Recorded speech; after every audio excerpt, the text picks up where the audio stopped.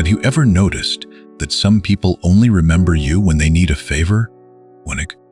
Have you ever given up your rest, your plans, even your peace, only to be forgotten the moment your help is no longer useful? Okay.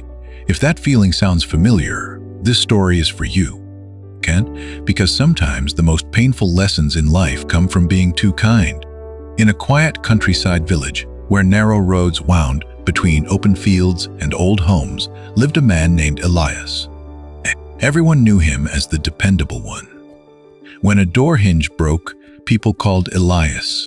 When someone needed help moving furniture, they waited at his gate. When loneliness felt heavy, they knocked on his door just to talk. Elias never turned anyone away.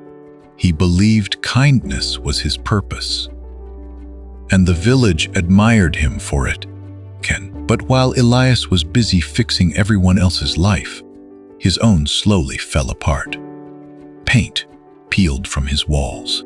The fence leaned crooked. His small garden dried under the sun, untouched. Each night he returned home exhausted, hands sore, mind empty.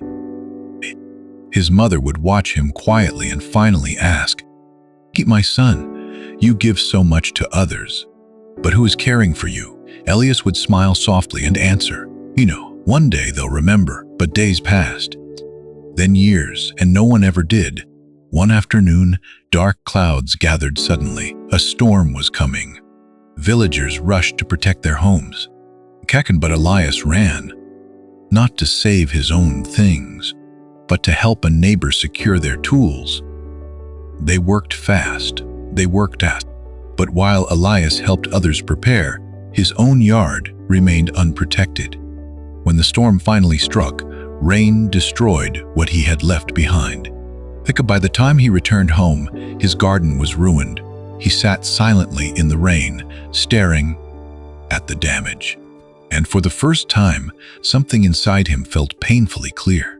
That night, his mother placed a blanket over his shoulders and whispered, "Oh, you saved everyone today, except yourself." The next morning, Elias walked to the river's edge where an elderly man named Samuel, known for his wisdom, lived alone. Elias spoke honestly, "I help everyone, yet I feel drained. Not tired of work, but tired of being needed. Why does kindness feel so heavy?" Samuel watched the river flow and replied, A river gives life, but only when it stays within its banks. When it overflows, it destroys." He turned to Elias and said, "Generosity without limits becomes self-harm. Kindness needs boundaries," Samuel continued. "And saying no does not make you cruel, it makes you honest." Samuel gave Elias one simple challenge. For 1 week, don't answer immediately. Ask yourself, does this cost me my peace? If it does, choose yourself. The next day, a neighbor asked for help. Elias hesitated, then calmly said, "Not today." The words felt strange, but freeing. Instead of guilt, he felt something new, relief. Day by day, Elias began repairing his own life. His fence stood firm. His house grew warm again. His garden slowly bloomed, and something unexpected happened. People stopped depending on him for everything. They found their own strength, and instead of resentment, they showed respect. Weeks later, Samuel visited Elias and smiled at the peaceful home. "Did the world fall apart when you stopped saying yes?" he asked. Elias smiled back. "No, that's when my life finally came together." So ask yourself, are you giving from love or from fear of disappointing others?